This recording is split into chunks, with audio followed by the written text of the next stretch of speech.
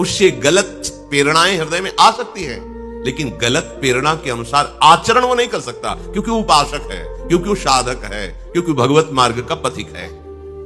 ऐसा पथिक अगर कहीं उससे कोई पाप बन जाता है, असावधानी है, चूक है, ये भगवान अंदर की बात जानते हैं, प्रियालाल अंदर की बात जानते हैं, वो हृदय की बात देखते हैं, बाहर की बातें नहीं।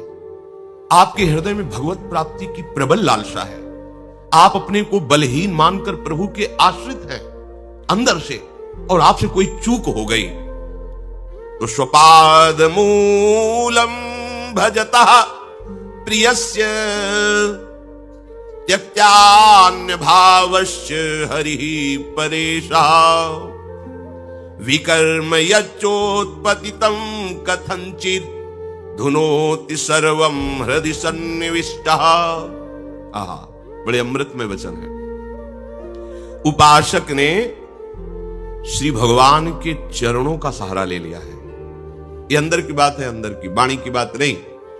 हृदय से उसने देख लिया, मैं किसी योग्य नहीं, हे हरि आपके चरणों का, ये अंदर की बात। हे राधा वल्लभ लाल, मैं नीच अधम आप तक नहीं पहुंच पाता, मेरी ऐसी वृत्ति नहीं कि मैं पहुंच जाऊं, ना वृत्तियां पहुंचा पाता, ना मैं स्वयं पहुंच पाता। नाथ आपने घसीटा है, अब छोड़ मत देना, और घसीट लो प्रभु, ये माया प्रपंच मुझे कहीं घसीट न ले। एकमात्र प्रभु के चरणों का स्वपाद मूलम भजतः प्रियस्य त्यक्तान्य भावस्य। खास बात समझिए, उसने अन्य भावों का आश्रय त्याग दिया है।